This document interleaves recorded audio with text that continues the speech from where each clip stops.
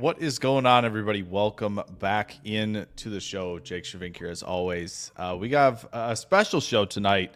A perfect guest to kind of kick off the kind of collaborative countdown to the draft series here on the channel. We have Brandon Angelo, Angelo Fantasy on Twitter. If you don't know him, he does a ton of awesome breakdowns on the prospects coming into the draft. Really one of the first guys that I look to of like, wow, this is a really deep dive. A lot of, I think, thought-provoking stuff. The first thing I found on him was titled "Why Devonta Smith," and as a big Devonta Smith fan, I was all in on this. I really enjoyed it, and I am pleased to be able to welcome him in tonight. How you doing? Are you excited? We're going to talk some receivers and running backs tonight.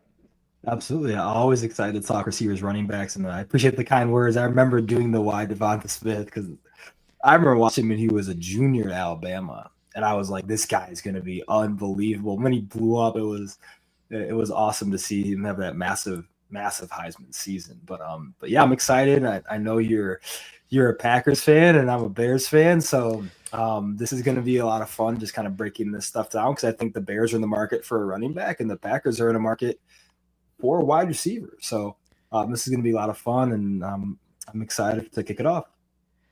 Yeah, rip the Band-Aid off early there. Yes, he is a Bears fan, chat, so let's go easy on him tonight. But I think you guys, for those watching right now, and probably file in as they get that notification, I think you're going to get a lot out of what Brandon shares with us tonight, especially on a lot of these players. I kind of built a list and sent him over some guys I wanted to cover. And I know for the Packers fans in the chat, there's going to be some guys where you go, oh, will they like him? And it's kind of like, no, let's break it down because as we were talking a little bit before the show started, you never know, right? Green Bay fans in the chat, they went for Jayden Reed. That was a very kind of like out of left field pick. So there's maybe some guys to look at, and I know nobody in Green Bay wants to talk about running backs, even though I do. I think it'd be a fun addition to the room, but the Bears definitely have a big need there. Big need. Yeah, I think it's maybe more pressing than some Bears fans might think. I don't know. I know Roschon Johnson, love the guy. I think there's a place for him, but I think the feature player in that offense, they'll definitely need it. Yeah. So.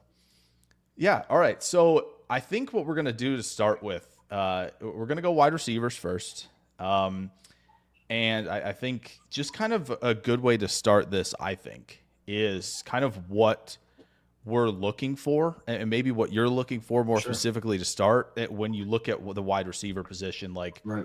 You can go as deep as you want to, that's totally fine. Like, the ins and outs of every phase perhaps, or however you want to take it. What are you looking for a lot when you're diving in? You start the schedule of the prospects. Like what things do you want to maybe see that stand out? As I said, take it kind of any direction you'd like. Yeah, no, that's a great question. So for me, what I have when I do my categories and kind of break down film and try to chart as much as I can game to game, I have like 10 pretty central categories. I'll kind of list the 10 and I'll kind of talk about the ones I think are really impactful. So first is release variation and separation quickness through break transition. So in and out of breaks, how well they transition in and out. Play speed. Can they oscillate velocity? I say that phrase often. I work in the performance space. I'm a big movement nerd. But can the prospect change velocity, change tempo en route? Do they play fast? Do they time faster? Just stuff to look at in that regard. Field IQ and high leverage capabilities. This is probably the most important one. If I were to choose one trait that translates to NFL success, it's just field IQ and understanding and executing in high leverage situations. Absolute massive one, right? We're in the NFC North. Amon-Ra St. Brown is the king of that, right? That is him to a T. And then consistency in contested catch situations and catch concentration. in-air athleticism. So how well the prospect acts when the ball's in the air, how efficient are they? Can they go up and get it? Do they have good play strength through contact? And then the next one, trading yards post catch, right? Your Jayden Reed in the Green Bay Packers Yeah. does that really well. Then physicality and resiliency. And resiliency is in a couple different prongs, right? Resiliency to contact when they're getting hit, but also resilience to injury. That's a really big one, right? Yeah. And that's an important part of what it's like to actually look at these prospects. It's, can they stay on the field? And there's a couple guys in this class that I really love, but I'm going to note in their profiles that this guy has an elevated injury risk throughout their career because of X, Y, Z. Whether that's a movement tell that I don't like, or it's something from an injury perspective, where the past indication of injury is pretty prevalent. That's something that's important to understand as well. And then the last two, positional versatility. So can they play inside and out? Can they play X? Can they play Z? Can they play in the slot? And can they act as an extension of a team's run game? That's an important part of it too. And then how effective are they on all three levels, right? 3-level effectiveness. Is this just someone who is a third level type guy? I'm a couple of classes back, like Jaylin Hyatt, for example, right? That's the first name I thought of. Big third level guy, right? But then you have players who are true 3-level threats, like Justin Jefferson and Malik Neighbors and guys like that, where they can attack all 3 levels of the field and win with precision. And so that's just important to note. And those are the 10 things that I really think about when I grade prospects. And for my grading system, I do bonuses based on elite traits. So if you're 90th percentile to 95th, you get a bonus, or if you're 96 to 100th percentile, you get a bonus as well. Because I think the NFL trends towards the exemplary traits. So if you're a super high end play speed guy, that's a big difference than if you're an average play speed guy. Or you have the ability to change velocity at a high level and things of that nature. And like guys like who have super high field IQ, right? Like Amon-Ra St. Brown, like that's a super important and impactful trait. So it's just important to note that, but also understand kind of the pros and cons of each athlete's profile, and then just kind of go from there in terms of what we're looking for specific organizations and who they target. Yeah, a lot there. Awesome. Yeah, I definitely, because I kind of separate it into kind of almost five categories of Sure. like, okay, the release is a big one to start with, right? Like, do you have a strategy and adaptability with your release? How quick are you? How good's the footwork? How good are you at fighting contact, right? Can Sure. you be physical there? Do you have that ability to stack quickly off the release, right? If you're working the speed release, and how quickly can you stack? And so that's something I prioritize. Obviously, route running is a huge part of it, right? You kind of talked about it. Like, can you ID coverage? Is your spacing good, right? Like that, I think might fall into kind of, maybe you're the field IQ and all of that. Yep, like absolutely. Deception, how good are you with that, right? Head and shoulders, right? Can you influence defenders at the top of routes versus off coverage? All of that stuff, right? Your suddenness, of course. I love the through break transition kind of buzzword almost, even though I think it's a perfect description, because I know you and Matt Waldman have talked about that quite a bit. Can you, in the stem, can you handle contact, right? Can you lean and snap off routes, all of these things, right? And of course, all of the route running, the full route tree, can you run all of it, right? Are you efficient on the vertical plane? Can you, generate enough bursts and displace enough space, on the in and out breaking routes, when it's tighter coverage, and, and obviously, in the receiving portion, when you go to tracking technique with your hands, there's a guy in this class that he doesn't have a lot of drops, but you could tell there's some technique stuff. We might get to him in the sleepers category, but are you using the right technique in certain situations? Your control that you play with near the sideline, high point, catch through contact, arrogant hands, all of that good stuff. And then after the catch, yards after the catch, I love it. There have been a few people who have talked about this. There's one guy who I'm forgetting his name on Twitter. He doesn't use a real person's name on Twitter, but he talks a ton about the catch to attack conversion, right? That transition point of like, how quickly do you turn into a runner? Right. after the catch. Like JSN was, I think, really good at doing stuff like that of like, I'm positioning my feet quickly as the ball arrives. I'm coordinated enough to kind of be, not disconnected per se, but I have enough, control over myself to concentrate on one thing while also having the capabilities to set up for the next, right? Right. And I think JSN did that really nicely. Vision and creativity after the catch, elusiveness, again, of course, physicality, it shows up everywhere. And I think that's, I think a great indication of like you having that as one of your 10 things. And a lot of that of like, yeah, you have to have that physicality in some aspects. And that's why it's tougher maybe for some guys who are sub 170 to hang. And that's maybe why, again, we bring him up again, like why Devontae Smith has been so impressive is because he can handle it at whatever he's playing at, 165 to 170, somewhere in there. And then explosiveness, I think, matters a ton. Like we live in an age where, you can hang it. These smaller guys can play, but you get the 180 to 190 pound X receivers who, they have all this acceleration, the quickness, the separation quickness, what's your top speed, and like how good you can control that explosiveness, right? It's in the through break transitions, right? It's altering that tempo, right? All of those things. I feel like for me, those are the kind of 5 categories that I kind of look for as well. So I think, yeah, I mean, I think it's maybe more complex than maybe it's painted out to be, the receiver position, perhaps. It is, right? It is like, tough.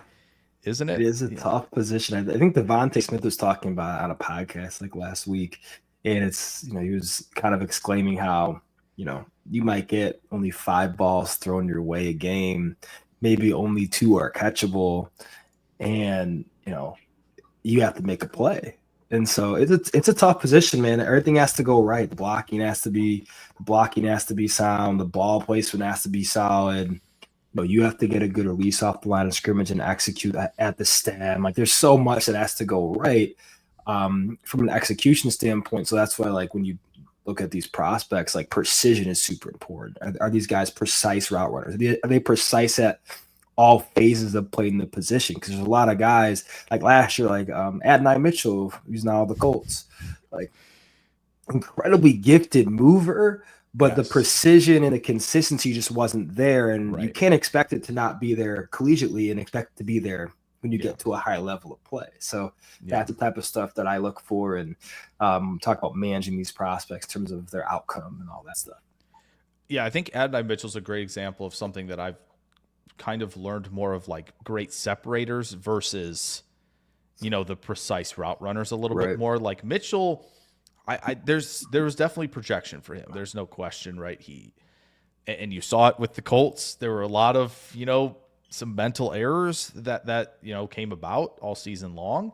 And it's, again, I think the refinement and all of that at the receiver position, right, is, the field IQ, is being precise in the route depth. Like I think the floor is all of what Mitchell has currently, right? It's how wicked quick he is for as big as he is, which you don't often see. Right. And I know we're going to kind of talk about a guy here shortly who has a little bit of that size fluidity, like composition to his play. But I don't think it's quite at where Mitchell was, but like Mitchell has like so many tools. If you just, again, coaching, honing that precision. The good news is he's a younger player, right? He's not coming to the league at 24, which is helpful. And so you have maybe that runway for him. Right. But yeah, I think it's a good look at like, hey, yeah, this guy's great mover, maybe even a special mover. And if you don't have that precision, the refinement of like, you need to be at X route depth for this route. Right. Don't get it's timing. Don't maybe Garrett Wilson. I know guys have talked about this. Nate Tyson and Matt Harmon have talked about this a little with Garrett Wilson of like, sometimes he's open too soon. And it's kind of like quarterback's not seeing you open too soon. Make sure you like maintain that, right? Don't always like, I'm open. Don't slow your pace because you're open and expecting a ball. Like keep continuing right through your route. And so there is a little bit of that. And I think that the learning curve kind of shows that. And, someone brought, Nico Collins up in the chat. I was just looking of like a guy who consistently stayed and worked at it, who, refined a ton of like the athletic gifts he had, and look where he is. Like, Yeah, we are talking about him as, top 4, 5, 6 at the very sure. least receiver in this league right now. You And would say top 3, and it's not even yeah, it's not even an exaggeration. it probably isn't like the way he was Good rolling player. in his second year kind of arriving on the scene. So Right. it certainly is that. I know we got a question real quick Yeah. as we move from Drew. Says, where does catch radius fall on your list? That's a good question. I kind of attribute that to in-air athleticism too, because because a lot of times when we talk about catch radius and how you utilize it, a lot of it happens when the ball is in, obviously the ball's in flight, but when you're at full extension. So that's what matters a lot. And it also too, like if you're, a cross field pattern, things like that, but more so when the ball's in the air and you're attacking the ball, like can you utilize your catch radius? There's a lot of guys that are longer limbed receivers, like Quentin Johnston, let's say, who does not use an inch of his catch radius. No. So that's the thing, is his nice long wingspan at 6'3", 6'4", but that isn't really utilized that well. And then you have other guys like Mike Evans is probably the pinnacle of this, right? Uses every inch of his understands how to use it, right? It's only a tool if you know how to use the tool. And so for me, that's a big one. We talk about the inner athleticism. That's something I note of. There's guys that are longer limbed receivers that play pretty small when it comes to their wingspan and their radius. But there's also guys that are smaller in terms of stature, but use every inch of what they have from a radius perspective. Yeah, there's so much of like making those insanely quick adjustments too, even when you're on the ground, even not in the air, where it's like, yeah, do you have control of do you have like the throttle capabilities to change your path very quickly to adjust to a football? And I know Matt Waldman talked about this with Golden with one of the reps, and it sticks in my mind of like being able to also obey the football because I know he's talking about Golden. There's a specific rep against Georgia where the throws behind you. Yep. Can you obey that and you work that into your transition to being a runner? Like, yeah, there's again the detail. I love all of it. It's so great. much fun. And Drew also, when we answered that, says Quentin Johnston's such a good punching bag. I loved Quentin Johnston as a like high-end developmental player. More so because he has a lot of he would have been a really good power slot. Yeah. Right. And giving him a two-way go, and when I watched his film at TCU, when he was given a two-way go, when he was in the slot primarily, he was dominant. Like just absolutely dominated. And that's the thing. You get the league, schemes change, personnel changes and your role changes, and it doesn't always fit. So obviously, like for Johnson, he's probably going to be just a tertiary guy the rest of his career. But he was a guy too, like physical traits every day of the week, right? Great athlete, too, good athlete. But also too, it's like, if you can't win when the ball's in the air, then you're not going to be a team's wide receiver one. Yeah. Yeah, that, and then getting kind of thrust into like, hey, you're big, can you be our X? And it's like, ooh, it's ridiculous. Yeah, and it's kind of like that's the one thing I was just talking about it recently too, of like an X receiver isn't always maybe what we think an X receiver is. There are guys who may not look like X receivers who can do all of the X receiver things, and you have guys, unfortunately, not to use him as a punching bag again, but like, as you were bringing up, like Johnston is just not an X. And, the Chargers, the previous regime said, no, we think you are. And it's kind of like, maybe you shouldn't be too surprised by the results necessarily. So it is what it is. He was definitely like kind of in that really good to rarefied athlete stuff, as you mentioned, like physically, like that silly jump that he had at the catch point a lot, where he's just able to accelerate off of that insanely. Like, I don't know. It's kind of like, why are you doing this? But then it's like, okay, well, I guess it's kind of your version of like, which way am I going? With your back to a corner, but like just that acceleration stuff that he had, and even changing direction with the ball in his hands. Yeah, it was as a ball carrier, like he was top of his class. Like he's a fairly rare ball carrier for his stature.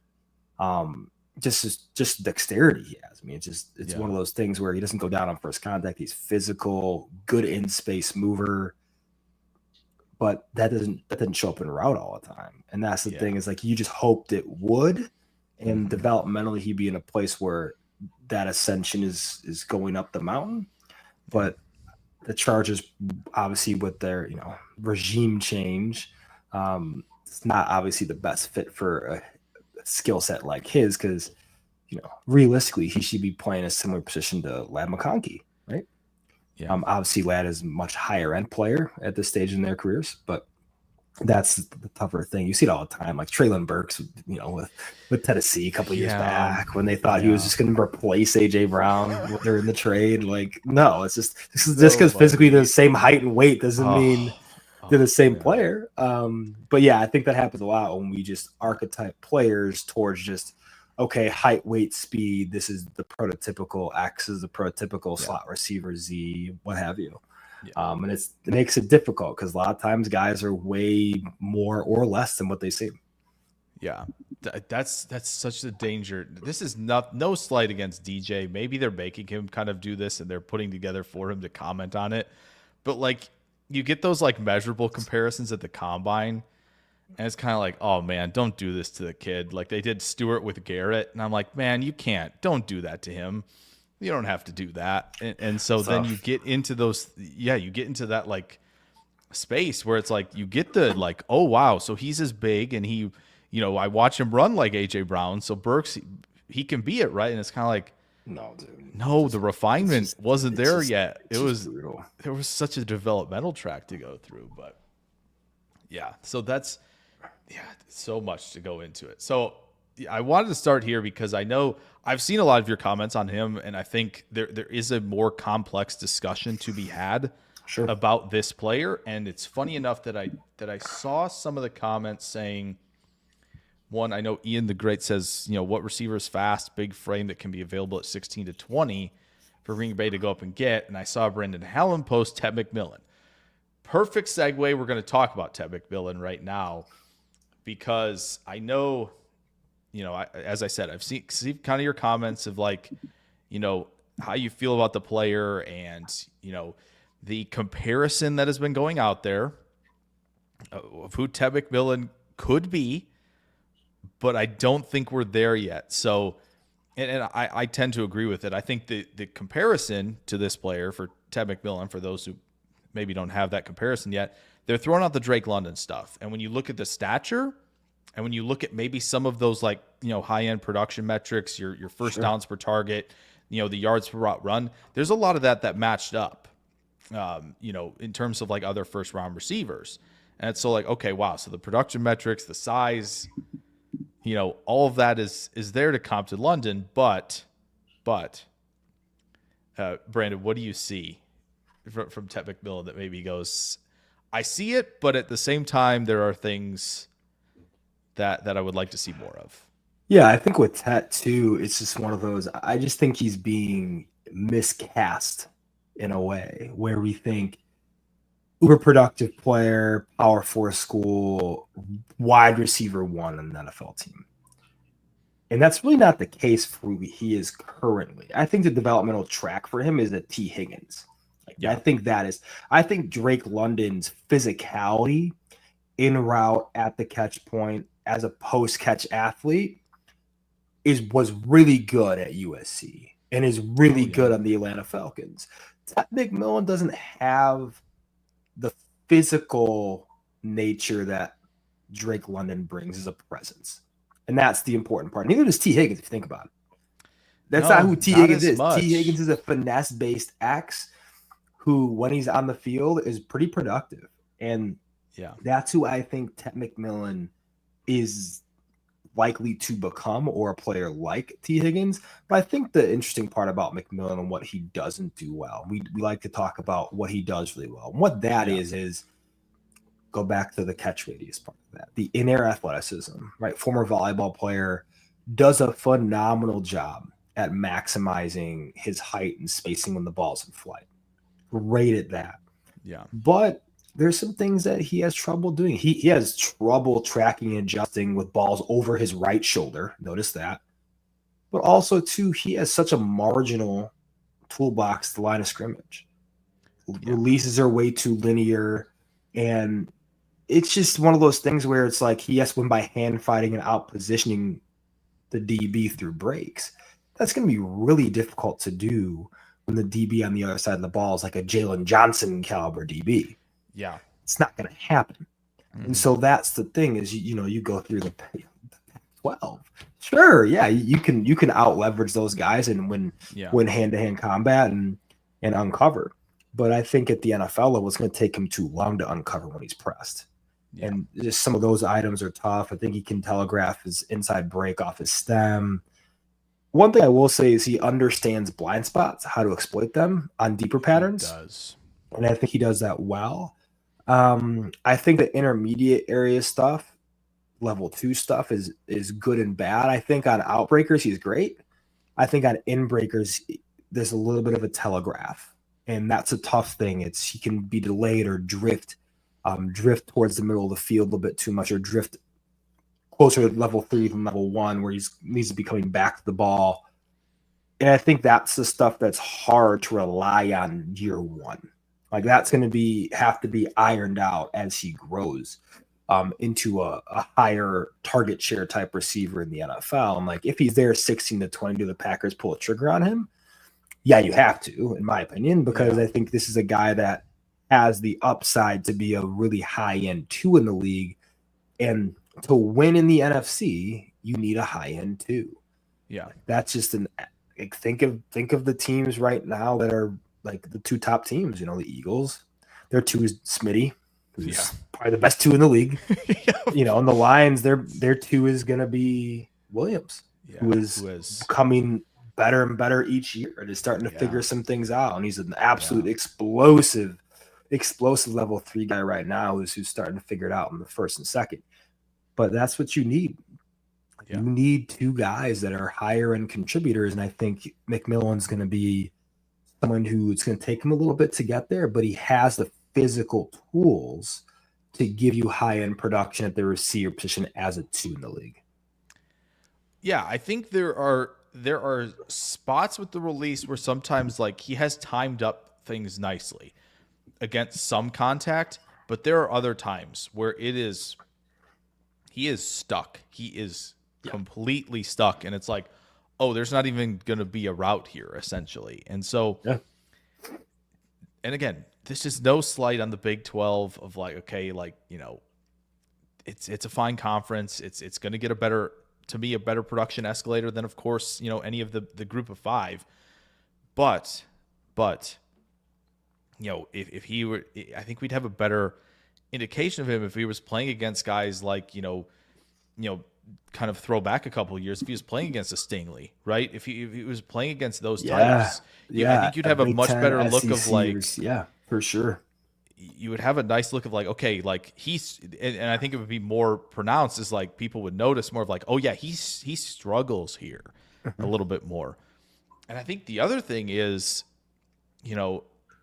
because I know you said this about London of like somebody who oscillates, alters, however you want to say it, like tempo, much better than I think maybe we remember as a prospect, and like was also like a much, I think just a much more refined player in terms of like handling the physicality, kind of like you said, like he is.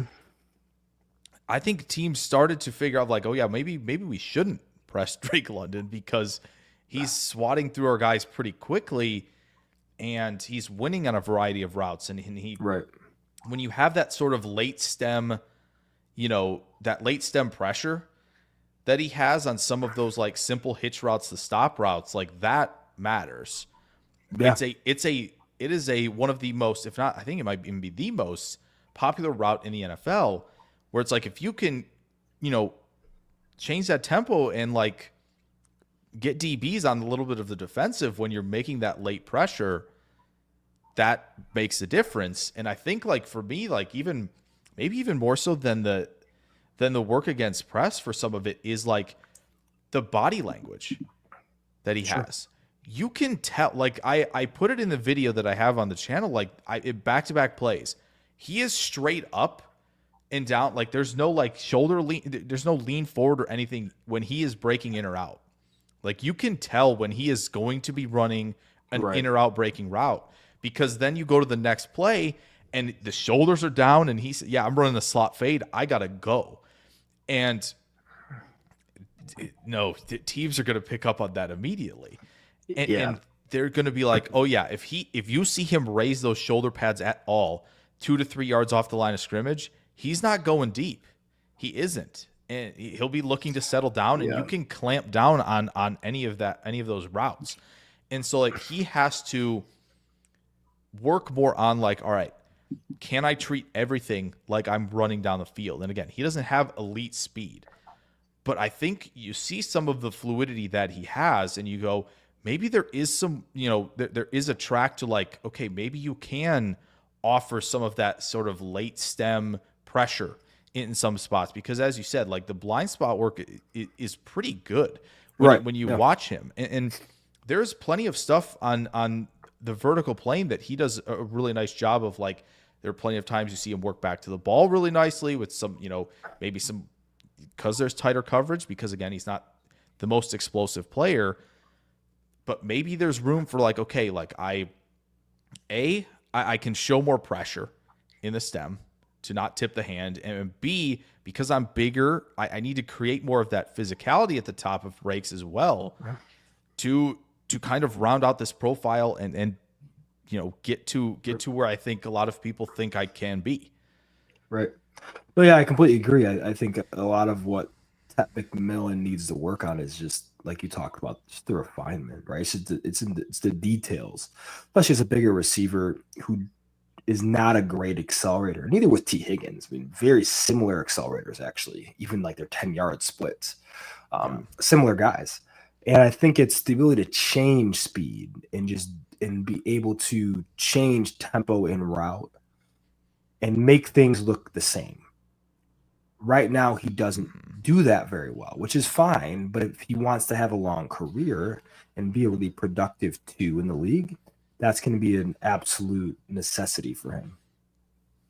Yeah, it is. And again, I think that's why maybe there are some, and I'm kind of in this camp too, where it's like last year's class was different. It was different at the top with some of these guys and like how they could play and where they were at in their track versus where some of these guys are. Right. This feels a little more like 2023, where it's kind of like, yep, there are some guys who can reach that, and there are a lot of complementary guys who are going to offer what teams are going to potentially be looking for, but maybe there just isn't that alpha number one type because he might be playing corner. That's absolutely because true. He might be playing corner instead of receiver. Yeah, that's the funny part. Is it's right? I mean, you're absolutely the nail on the head. I mean, Travis Hunter is the highest graded receiver I've had since 2019. Wow. Like higher than Jamar Chase, higher than Justin Jefferson, higher than Smitty, like the highest in terms of just on film, charting traits. Yeah. Has every attribute you want in a bona fide top 3 player at the position in the league. But he might not play receiver full time. That's going to be so frustrating. That's the really frustrating part. I am hoping he does not go to the Giants at 3. That's my hope. No. Patriots at 4 would be I would love it. That's what I want. I think it'd be great. I want that for him. But no, I think you're right. I think there's a lot of what ifs in this class. Like there are guys that can reach a high ceiling, but they're not there yet. Mm-hmm. There's only a few guys that I'm like, these are safe bets. Like Emeka Ibuka, I think is one of those guys where it's like he's gonna be a steady Eddie of an offense. He's a potential 100-ball contributor. Like this is a prospect that NFL teams are gonna want to get the ball in his hands because he is gonna be a really safe game-to-game player. But there are others where it's like Luther Burden, uber talented guy, but there are massive question marks in terms of, can he operate with precision on all 3 levels? Is he able to not get disinterested in games like against Alabama? Like there's just some stuff that you're like, he has to iron this out. before he's a legitimate, 9, 10, 11, 12 target per game type guy. And there's a lot of those in this class. And it's just interesting to see, how NFL teams are going to view them. Yeah, I know we didn't really have Ibuka on the schedule, but yeah, it just feels like he is, again, not an elite speed guy per se. It's more of like hey, I can quickly attack leverage in the stem. I can win a lot of the outbreakers because I'm good at that versus off coverage, right? Bending off routes, ripping through zone coverage because he knows where I need to be. I know there's a rep against, I think it was Michigan, and I forget which year it was, where it's just, again, perfect understanding of what route depth he needed to be at to find the space and zone. You're like, oh yeah, okay. Like this guy, he gets it. And then, of course, the fun clip of him from the national championship game of like, hey, yeah, if you run from deep and you attack his leverage, you're going to have that big space out to just a guy who clearly understands it. It's a big piece of it. And it's a big piece. And he has the understanding. And that's why I think, as you said, he is a safe bet because he has all of that. And clearly when you've played with guys, like Harrison and JS and guys like that, where it's like, yeah, they, you get all of those nuggets from all of them and from Heartline, right? In all of that. And you're like, yeah, I've by year 4, like I have this complete understanding where it's like, okay, he isn't going to be the most, explosive, and it's not going to be as fun to watch him change direction like it is Malik Neighbors, right? Like he doesn't have that. It's not going to be the most sexy, but I mean, he's a guy where the field IQ is really high, and he's going to make a quarterback's life a lot easier. And I think if you're talking about Green Bay, is there a guy that I want to reach on in that 16 to 20 range? If I'm an NFL GM and talent evaluator, he is someone I want on my team. Because he is going to make the quarterback's life easier.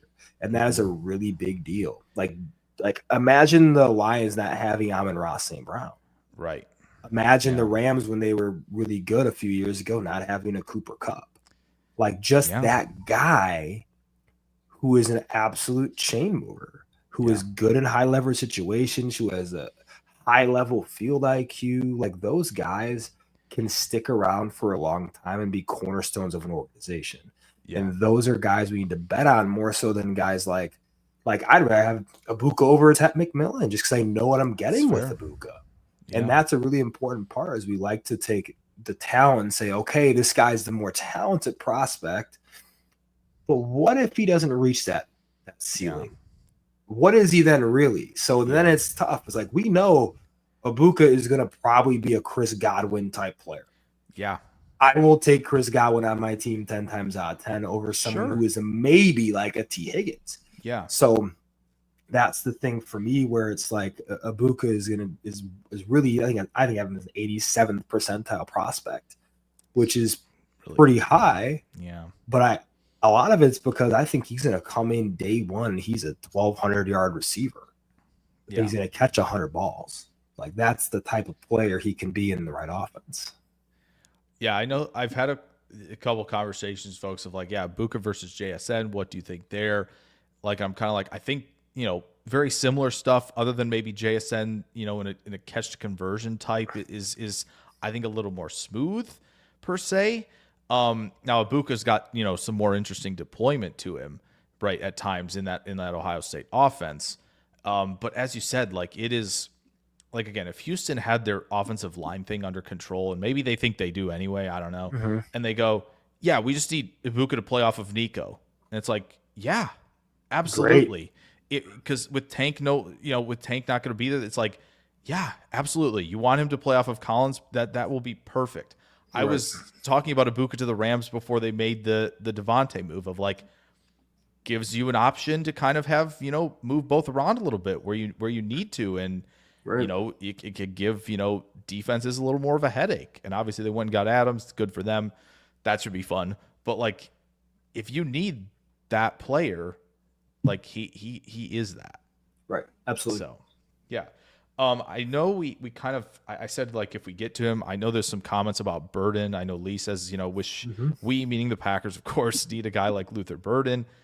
And like, yes, but also, I think there's a track that he's also on that he needs to, and I think some people have pointed this out. There's a guy at Fantasy Points data who has pointed this out too, of like, it was some of the production metrics of like, yeah, this is a lot of like in the slot stuff of like, hey, and I know there are guys who beat those allegations, right? The Jeffersons, the AJ Browns, right? Sure. And they're like, well, these guys beat those. And it's kind of like, yeah, but when you talk about Burden, where do you start? You start with the rare movement skills. And immediately, where do you go? Of like, that's where you're starting. That's interesting. We just brought up a guy about 20 minutes ago who that's where we started when we talk about a player like that.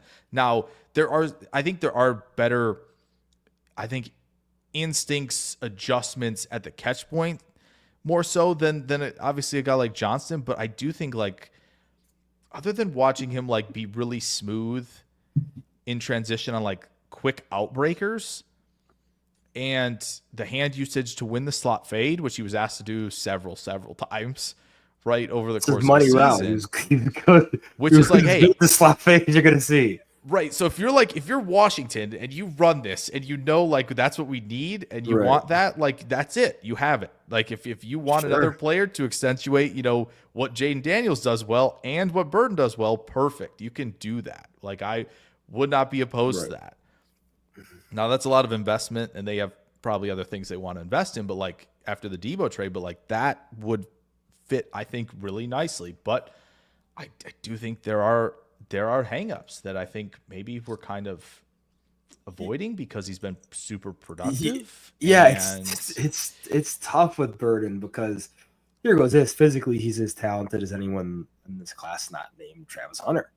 And that's the tough part is, and he's, Cook at Missouri wasn't great, in my opinion. Just there's a lot of meat in the bone offensively from the schematic standpoint. So it's hard because it's like you have this guy who's super physically gifted, and I think he can become like a Rashee Rice type of player, in what Rashee Rice was becoming, in my opinion. Yeah.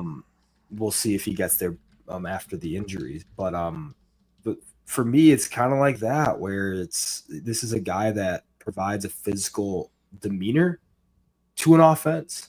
He gives you an extension of the run game. You can grow his tree as he gets comfortable, and you have a potential wide receiver one on your hands. I think he's going to be somewhere between Rashee Rice and Jayden Reed. Those are the kind of the prospects I kind of have him in the range of. Okay. Which is not a bad thing. Jayden Reed is a good player. Is he a wide receiver one in NFL offense? No, he is not, but he is a good player who can have a good career. Rashee Rice, in my opinion, was developing into a top 12, 15 receiver before he got injured. And I think that is the upside of Burden, is the physical capabilities are even higher than Rashee Rice's. It's just, can he get into a system where they can develop him like they did Rice, where it does not have to be a fast track development because they're lacking talent offensively. Obviously, the Kansas City Chiefs they're very good. So they're not lacking that. And Rice was able to kind of come along at his own speed. And, that whole staff with Reed and Nagy were able to just kind of develop him the way that he needed to be. And I think Burden needs a lot of that, where it's you got to kind of handle him with kid gloves a bit, because I don't think you can give him 90% snaps on day one and he's going to be successful. So I think he's a great player. I mean, he has a chance to be a really dang good pro. It's just how are you going to handle his development? Yeah. It could, again, be a situation where if a team is like, let's play him at X. Let's see how it goes. And like, no, don't do that to him immediately. And I think the Chiefs found a really nice home with Rice, because I think there was a really good – Rice was, I think, showing signs of being really adept at finding the space and then accelerating through the catch point were like two of the things I remember writing down pretty quickly when I watched him, of like – and then when you watch him in his rookie year in Kansas City, where it's kind of like, all right, they're like ease him in type of thing. And like the second reaction space finding of like it wasn't super pronounced, where it's like, yep, I'm just hopping 2 steps to my right because this is where the space is opening, and Mahomes being able to obviously identify that because he's Mahomes, of like, okay, this is working because the field IQ, as you mentioned, continued to take steps with Yep. more reps that he got Yeah. at the league. So Just got I comfortable. think, and I think Burden, again, the talent is off the charts. We were talking about this guy, back in late 23 when the other guys were, declaring it was like, oh, Burden's next. Here we go. And it's like, certainly, I think the ceiling could maybe be at or even higher than, in terms of like production wise than a Tet, right? But you have to, it's going to take some time. And I think that's, again, as we've already talked about, that's this class in general of like, hey, we might need a, year and a half, and let's see where we're at type of thing, right? With some of them versus like your BTJ, Ladd, Neighbors, slam dunks, and then Harrison and Adunze, I think going to be fine. But like that's kind of where we're at, right? Real quick, I know we want to keep rolling here, and I want to make sure we get to as much as possible. But I know Drew was asking how easy is that to fix regarding McMillan stuff, of like, hey, the tempo, oscillation, Sure. physicality, like how easy are we looking at, like in terms of fixing that? It's a good question. It takes the right staff, right mentors, in my opinion, and that's really a lot of what it is. It's just being able to get through to a player what their discrepancies are, what their gaps are, and how to properly fill them. I think the best, I would say, in the like couple of years back was Jamison Williams with Antoine Randall in Detroit. Jamison Williams was kind of a mess of a prospect. Obviously he had the speed, but everything else wasn't there. The off-field stuff was not great. Obviously got suspended, tore his ACL. But Antoine Randall was able to get through to him what he needed to fix to stick in the league. And that is a really important thing. And that's the part of what prospects deal with that we don't really have access to, which is kind of funny, because it's like we don't know what goes on behind closed doors. We don't know what those conversations and meetings are like. And we don't have an idea of the athlete's psychological profile, which all 32 teams do. Yes. And that's the funny thing is you kind of look back at last year's Hard Knocks, if you watched the Joe Schoen and Marr and all those guys and that brass and going towards the NFL draft. And I'll never forget, I was really high in Javon Baker from a talent standpoint. I think he's an excellent player in terms of talent. Same with like Jermaine Burton. But you look at the Giants board and those guys are tagged and flagged. Yeah. Why? Like, we don't have the information to know why.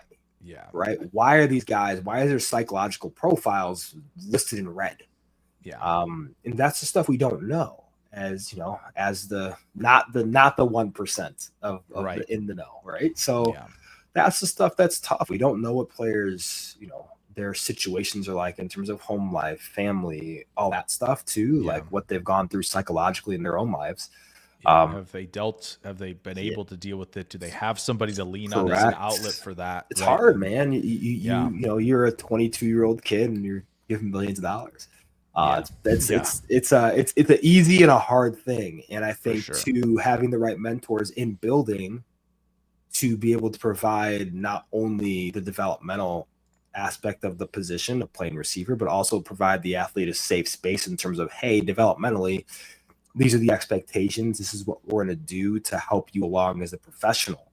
Yeah. That's important. Because a lot of times athletes don't have that. Like it just sometimes never works out. Like Jermaine Burton, super talented guy. I don't know if that's ever going to work out. Yeah. And that's the tough thing is a lot of times it doesn't, but for Ted, it's obviously a different conversation. For sure. It's dictated off the on-field stuff. And he just needs a situation where he gets into a good receiver room. He has a great mentor as his receiver coach that's able to just draw the best out of him and help him understand that we're not this is not a win now thing. This is a long game of making Tet McMillan the best wide receiver for his career that we can. Yeah. Yeah. It's a great answer to that. I know Drew was also asking about Tet's speed and what he maybe plays at. I think we're pretty much on the track of like he doesn't play super fast. Like, look, I had him as I think he's a 4.6 type guy. That's what I think. I think that's what he would have tested at the combine. Like T Higgins. Like look at T Higgins in terms of his speed, right? Yeah. It's a very similar player. For sure. I don't think he's a 4.7, 4.8 guy. That's for sure. Yeah. But I also don't think he's a 4.5 flat dude. I think he's probably somewhere in the 4s. If he would have tested at the combine, you'd see like a Cooper Kupp top end speed, like 4.6 ish, give or take. Yeah, and I mean, he was, again, McMillan was able to run by some guys and break away a little bit as well. And you know, when you can do that, I think at the collegiate level, even in the Big 12, not to throw straight at the Big 12 or anything, but like you clearly have, I think, at least sufficient speed to handle the jump. It's just, again, can you play with more tempo and more control and win in the margins where the refinement, you know, when that comes, like winning in the margins is huge. Sure. With the route, with a ton of routes in the tree, like and so like if he gets there, and that's why some of these guys who run 4.6, 4.7, they're able to hang because there are other traits that they have that can mask the like, yeah, I'm slower, but watch me do all of these things: change tempo, win with physicality, find space, you know, take off more, in that conversion between, receiver and runner. Like, can you take advantage of all of those little things of like, this is how I'm going to make people perceive that I'm faster than everybody, which again, cognitively I am at this point, right? You're Cooper Kupps. You hit the nail on the head. Cognitively is the important. Here goes this: the faster you play, the faster you have to process information. Yeah. So guys like Cooper Kupp, Keenan Allen, Devontae Adams, like, yeah, they're not super high in play speed guys, but they can process information faster because they can play slower, which means they can play faster because they can understand the time and timing element of what it takes to play a position, which is interesting because if you look at guys who've run sub 4.3 and how many 1,000-yard receivers there are across NFL history. I think out of every guy, I think it's like, I don't know, 20 or so, maybe one or two. Yeah. And that's the tough thing. It's just because the faster you play, you're playing at 1,000,000 miles an hour. It is really hard to process information. It's like driving a really fast car. It's trying to make a turn at 35, 40. It's harder to do when you're going 90.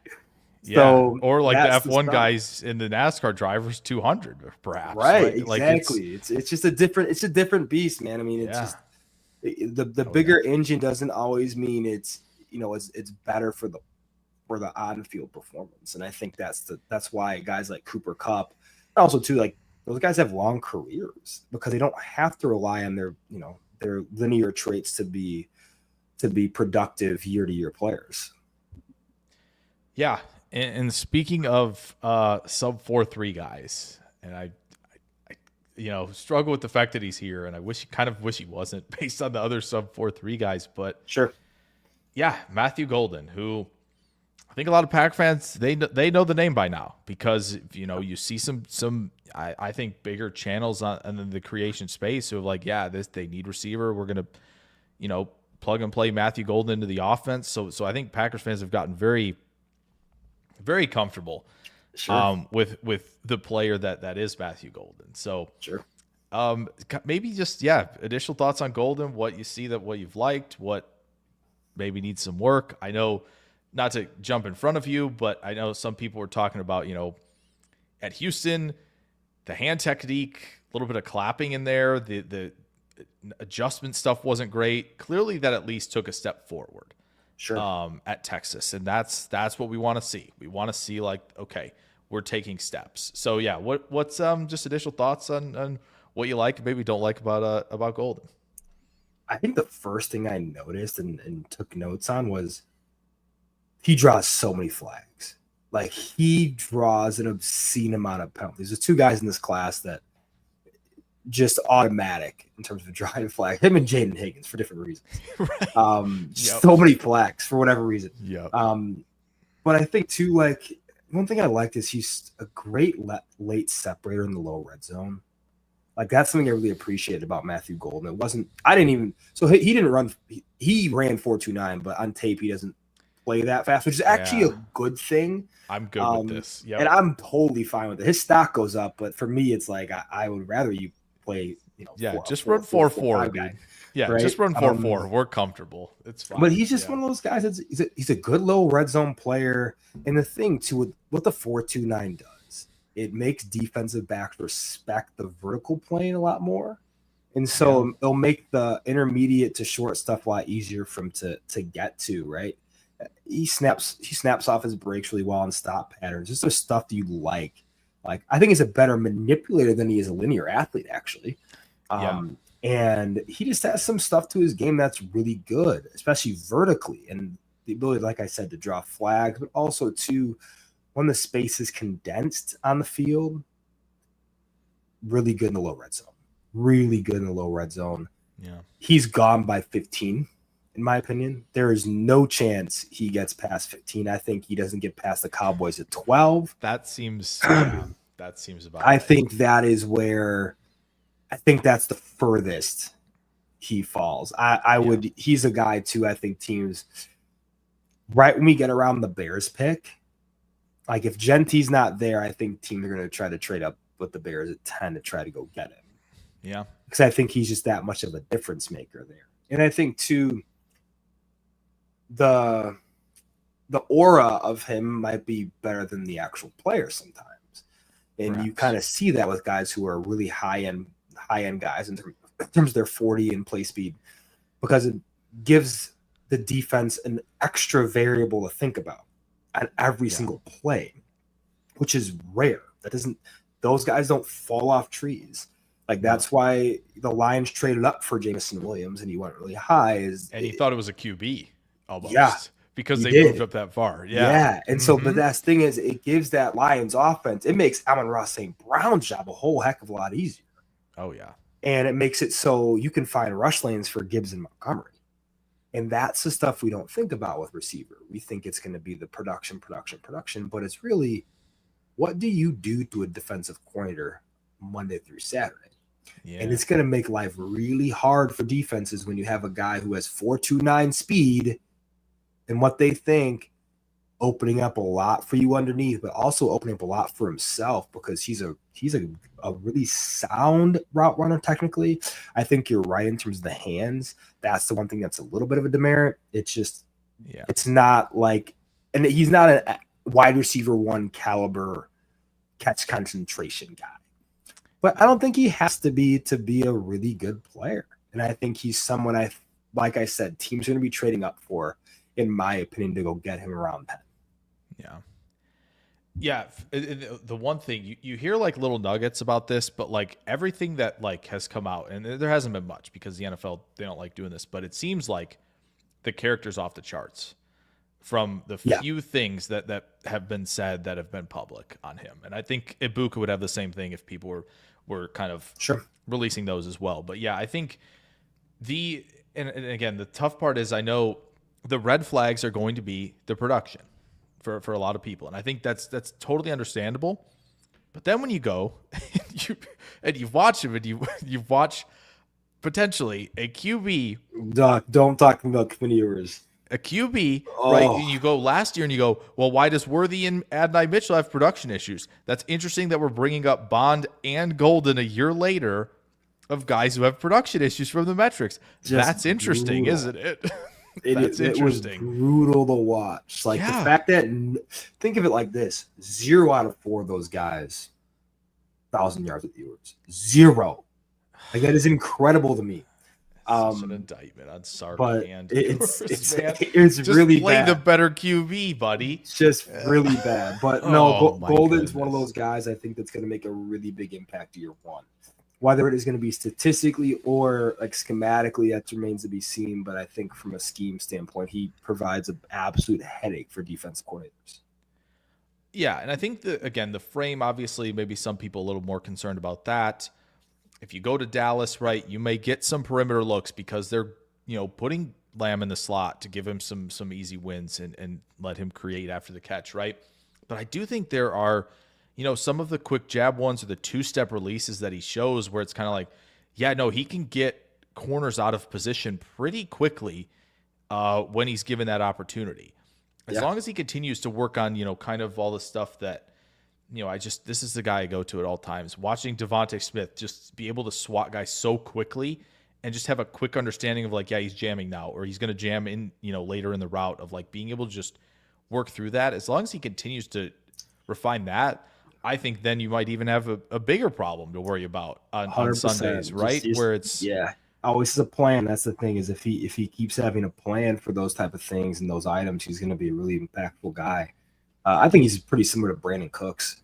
I remember you putting that out there. I was like, that's interesting. I think for me, it's like, Cooks for so long was so good at the third level, and then as he refined his game, and he was basically an automatic 1,000-yard plus guy per year. It was an impactful, has been impactful into his 30s. And I think that's kind of similar to what Golden can be. I think Golden's a little more talented than Cooks, but I think similar career arc in terms of what they do well and how they can kind of just continue to get better.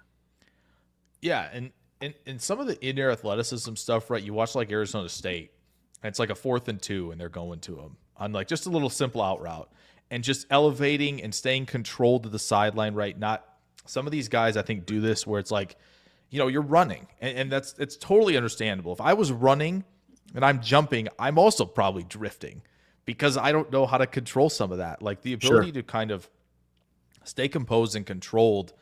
Sometimes there at that catch point, he goes up and elevates, and he stays in bounds.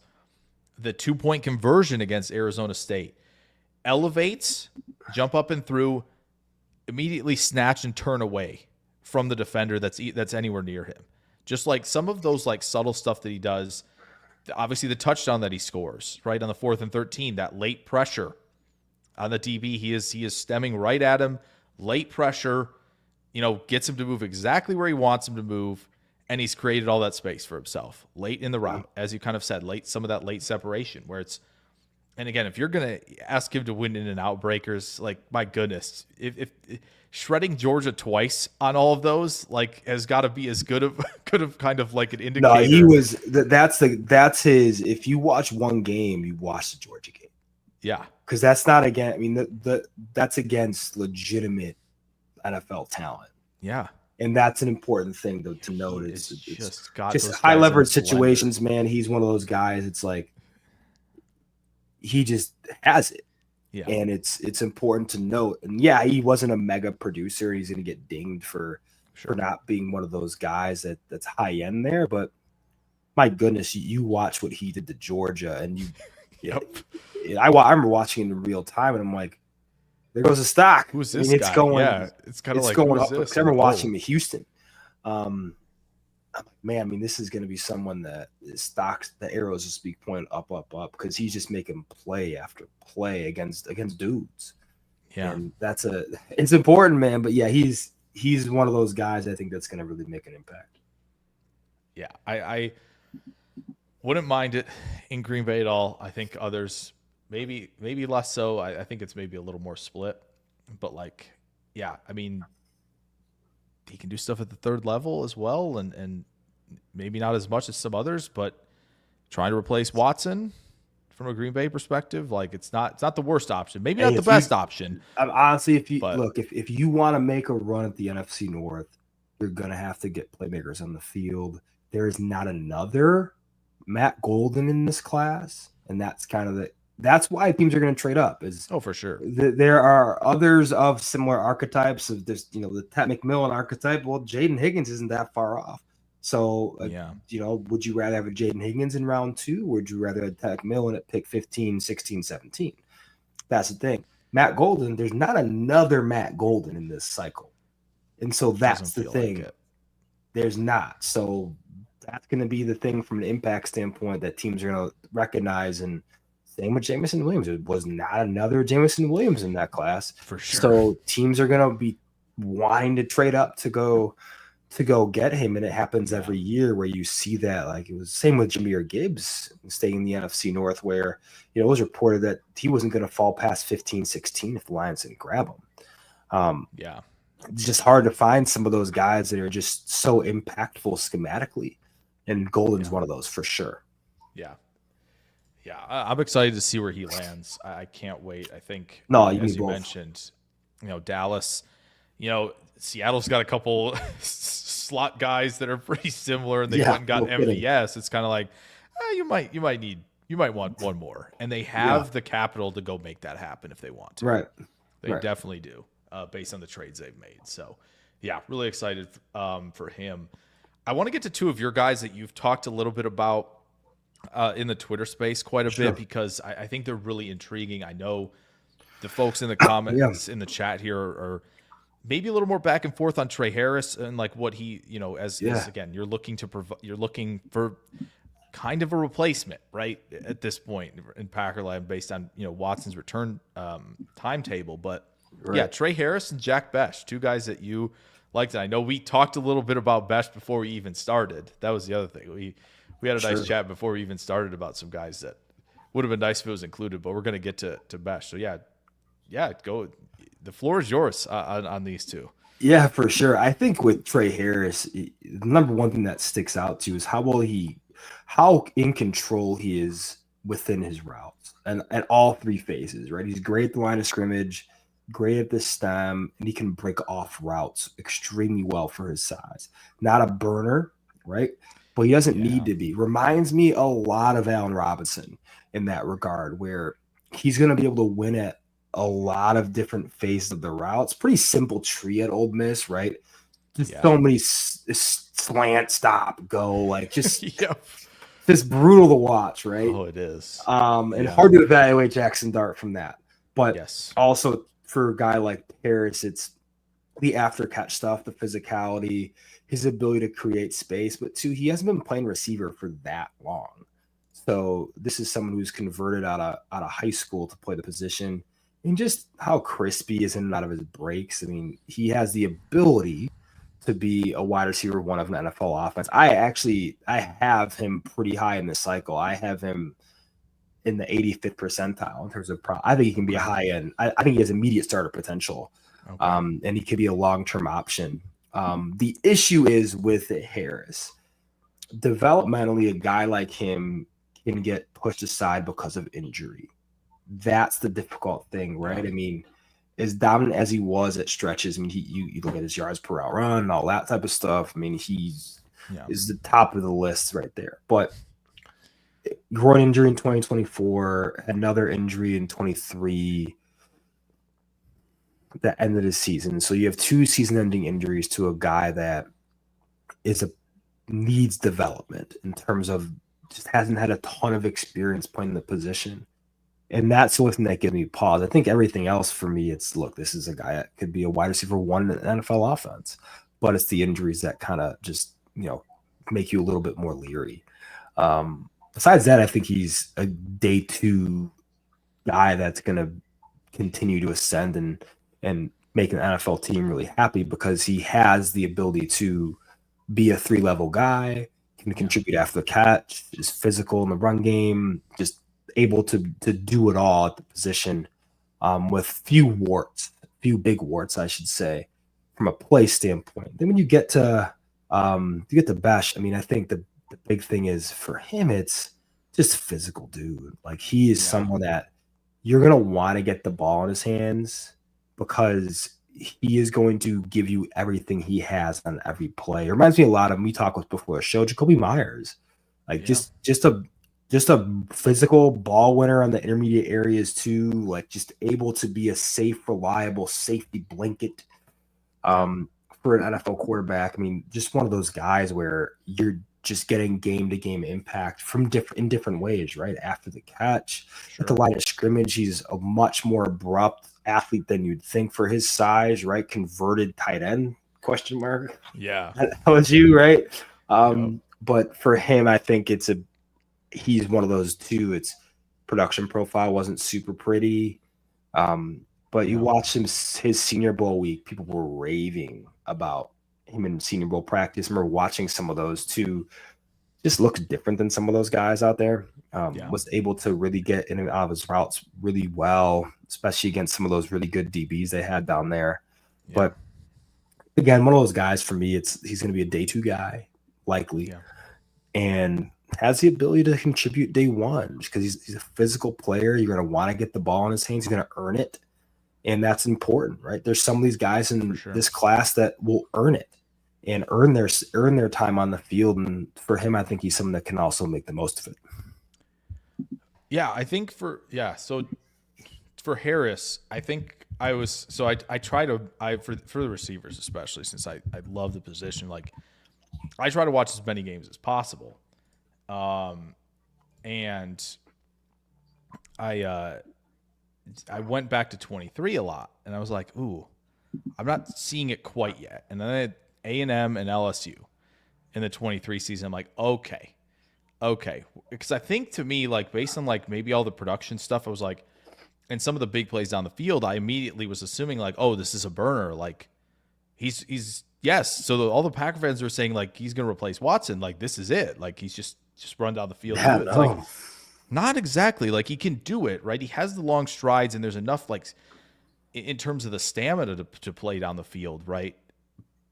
But when you watch 2024, you mentioned the breaks. It looks so much cleaner in 24, and you go, okay, we're taking like really good steps forward, and I'm really much more impressed than I was in 23. And it's like when you have, some of that suddenness post catch, and you have that ability to kind of have the vision and manipulate guys a little bit more too. When you have the football is really nice. But yeah, the outbreakers, I was really impressed, and you watch the weight drop as well. Right. With him, and you're kind of like, okay, yeah, this is we're building this, and then you have some of the crazy plays at the catch point that he can make, where it's like, right. Yeah, the one handers over the shoulder, making some plays, elevating, yeah, you can see where like, okay, yeah, the track that he took developmentally, yes, some of the production against Furman and Middle Tennessee is, that's fair, sure. Right? We could contextualize that while also being like, yeah, but look what he's doing, a couple weeks later to Kentucky, right? And to South Carolina. It's like, yeah, he's still doing this, right? It may not be, necessarily, and we didn't get to see a lot of it, which is unfortunate because of the injury of like, yeah, we didn't get to see as much of like, yeah, when he's got guys in his face, what happens a little more, but you watch, the work he does off coverage, like it's there. And yeah, with Besh, I was really surprised in and out breakers, how fluid it looked. Right. Like he's not he isn't the guy who's, the choppy steps at the top necessarily to kind of make those transitions, but it's more of like, I can really turn and do a lot of like, again, not a comp, but you watch Flowers and how he turns, and it's like, no, he's using the speed cuts everywhere, but because he's staying tight and down the line, it works. And it's like for Besh, it's like, yeah, the outbreakers, he's staying tight to the line, in breakers as well, and you're getting a lot of that. But also, like, the man does not have any problem with contact whatsoever. He almost welcomes it. Right. Not to the level of Fournette, like egging a guy on to come hit him, sure. Type of thing. Sure, but he's certainly, providing a lot in that department of like, okay, yeah, so there's some good stuff against man coverage. Might be, again, a versatile option in your offense where it's like, yeah, you'd love to have this guy who also may or may not have outproduced Neighbors and Booty and other guys at LSU when he was there as a freshman. Like that's some pretty neat stuff from Besh. And yeah, I think at the Senior Bowl, as you mentioned, he wasn't one of those guys who was like, watch how many steps I have in this release type of thing, right? Where he's not like, no, I don't need to do the 8-step release nonsense. No, I'll just use my size, my frame, the physicality to help me out where I need it, and I'll just get to work. And I think he did a really nice job with that. Yeah, no, I agree. I think both those guys are going to be potential risers here as we get towards this last month of evaluations towards the NFL draft. But I think, gosh, I'm pretty high on both. I think both are stars in the league, and I think a guy like like Jack Bash, you might get him on close to day 3, and that's going to be a value. Yeah, that's the other thing. It's kind of all over the place with some of the ranges for these guys as well. It's just hard to know. Sure. We're going to bypass a couple of other receivers because I want to make sure we get to running backs before we wrap up. If you want to do a quick elevator pitch on Jeanty, you're welcome to. Sure. Otherwise, Sure. we could obviously get to some of the others. Jeanty is good. Very There you go. good. There it is. I have him as Excellent. Maurice Jones-Drew. His That's run interesting. stamina is pretty similar to Marshawn Lynch. Like, this is going to be an all-pro. Like, he is. Yeah. If you're drafting 101 and you're a fantasy person, draft Jeanty Yeah. and be happy about it. Yeah. Be happy if you have the 1-1. I have a 1-2, and I'm ticked about it for sure that I don't have the 1-1 for Jeanty. But, yeah, he is the balance, the control, the reacceleration. Yeah. The improving patience and understanding and the process that he's going through when it's zone versus, power stuff is like, it's coming along as well. And it's like, hey, just write it in. You know, just has everything you want. I think he's gone by the Bears pick at 10. Unfortunately, I think he goes 6 to the Raiders. Just screams Pete Carroll too. It kind of does, yeah. But yeah, he's a phenomenal prospect. Yeah. Really quick as well, if you do maybe an elevator pitch as well for Treveyon, because I know there are others near the top right. We could obviously have talked about Hampton and Caleb Johnson, but I think Treveyon, there was one thing that I wanted to bring up, but I mean, the floor is yours for the Treveyon elevator pitch. I think NFL teams aren't going to want to take him off the field. That's the tough thing. Just because he provides such an impact in pass protection. Yeah. Also can take it to the house on any given touch. When you combine those two factors, you're going to get someone who's going to be on the field for 70% of snaps. That's just going to be who he is. Whether we like it or not, that's going to be him. And it's the Kyren Williams in a way, where it's like Kyren Williams wasn't the athlete that Treveyon Henderson was, but he just too steady to keep him off the field. And Henderson in a different way, where he's so good in pass protection but can't hit the home run. Yeah. Like, that's going to be it. You're not gonna move away from that very much. Yeah, and I think he has become a more patient player, and he is like, I know I can hit this home run, but I can also, peter out a little, pace the feet a little bit better to like let things kind of get set for me to attack and hit that home run. Sure. Versus like, hey, I'm just gonna go turn the corner because I know I can. Right, and do some of that. But yeah, the pass protection, lead blocking on a couple reps, which is kind of like, those are the most fun. I have those. It's hilarious. Gosh, I have those on. I have a website I created just to kind of encapsulate these. I'm a huge nerd, so I did it. Encapsulate all these prospects, and I have clips of basically a film library. Yeah, these guys of plays I just think that are super fun and impactful, and talk about them and all that stuff. Right. I have a play on there in like the film analysis portion of the website where it's Treveyon Henderson lead blocking for Will Howard at the goal line and just absolutely pancaking a safety.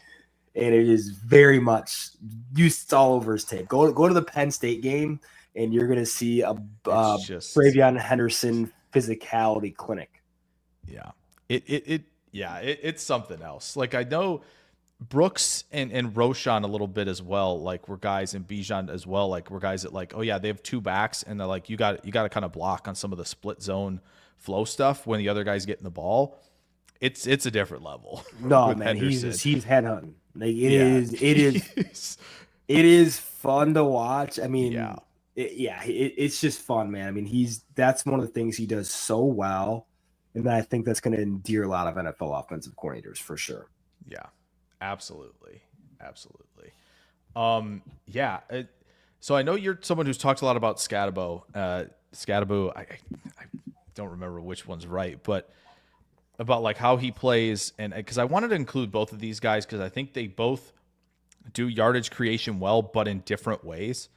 And I know we didn't kind of get to what to look for at running back. And there's a lot, and maybe we'll get to do this again, and we could cover some more guys if that's something that you and maybe the chat would be interested in as well. But yeah, Scatabo and Brooks, I feel like, are two guys that can turn chicken soup out of chicken, you know what? Sure. For different reasons, though. Right? Yeah. Thoughts on both of those two?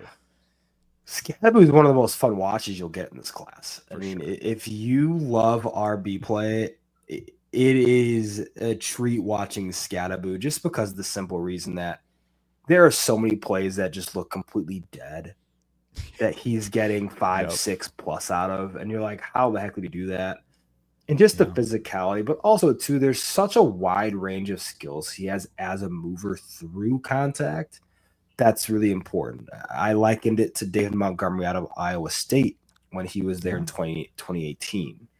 And that was a big deal. Looking at his evaluation, that's the type of player he is. David Montgomery is a perfect encapsulation of Scadaboo and what he can become. But I think, too, Scadaboo might have a little bit broader of a skill set as a receiver as Montgomery. And that's important, right? And then we talk about Taj Brooks. Brooks is interesting because he's really creative with his feet, right? Yes. I think that's where he creates a lot of his yards. It's the abruptness at his size and frame that it's unexpected. And that's the fun part of his game is I have him a lot higher than I think most people will. I think Brooks right now is one of those prospects that if I'm looking at Brooks, I'm like, oh man, this is someone right now that's over a 70th percentile prospect, 71st. I have him within the realm of like a CJ Anderson type player. And I think that's pretty fair in terms of his encapsulation of what he does well. And it's created with his feet.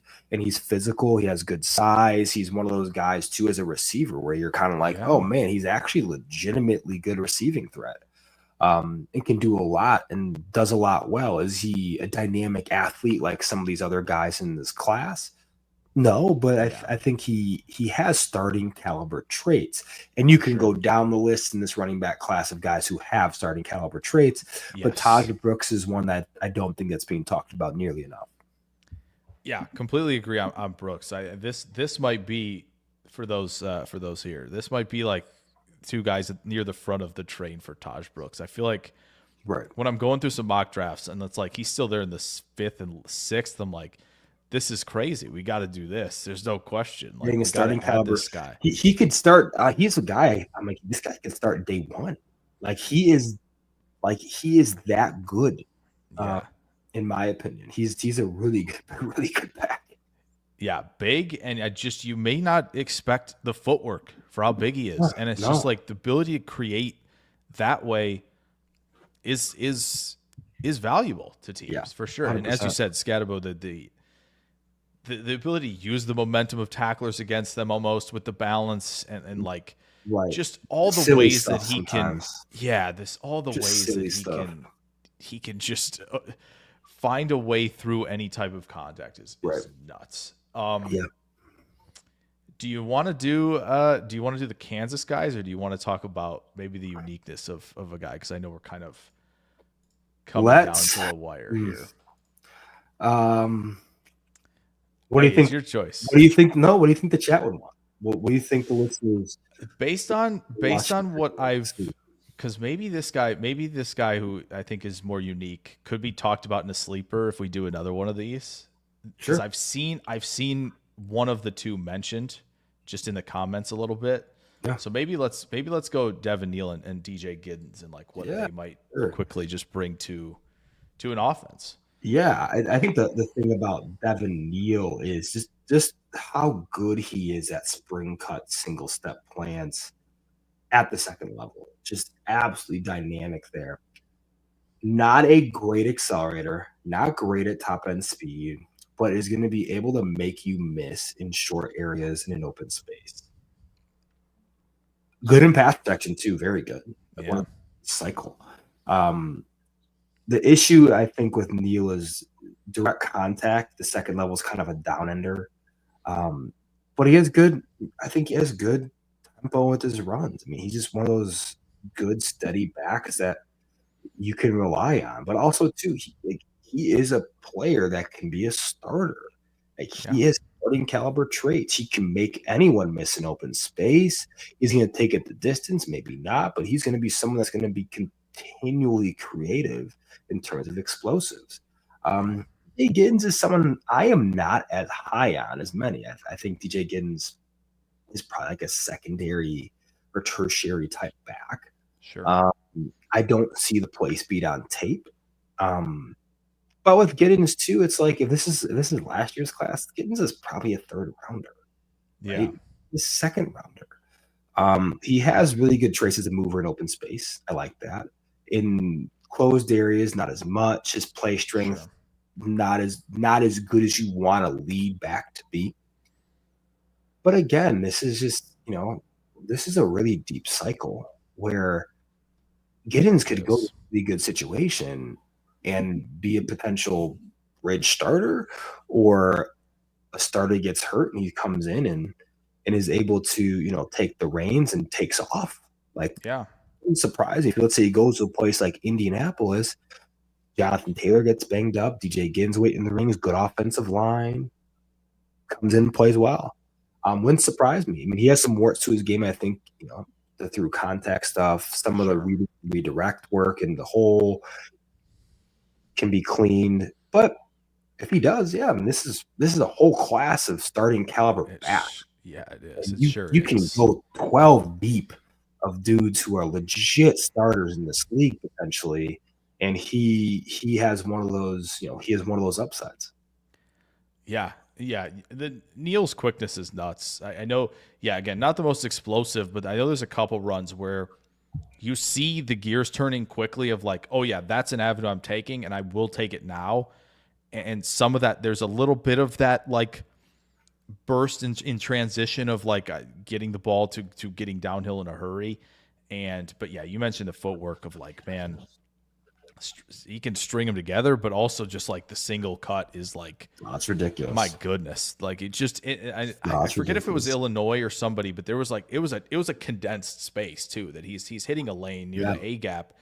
And you think there's just like, well, we're just going to try to run through a guy. And it's like, no, he'll find a way to kind of make you miss even in a more condensed area that you might be shocked by. Yeah. And yeah, for Giddens, I think it's just a kind of a great way you described it of like, if he's a secondary or tertiary option on your team, he probably can stick there for quite some time because you're not going to give him necessarily that heightened level of mileage where it's going to break him down earlier maybe than others, where it's just kind of like, yeah, if he sticks, Packers fans think James Starks for a little bit of like, hey, yeah, for let's sure. jump in and kind of carry a load a little bit for some games. And if somebody goes down and just like, has enough of a skill set, as you mentioned, in space to be able to handle some of that. Right. For sure. Well, I know we had plenty of guys that we maybe wanted to cover as well, but again, we might have the chance to do this again, which would be very, very fun.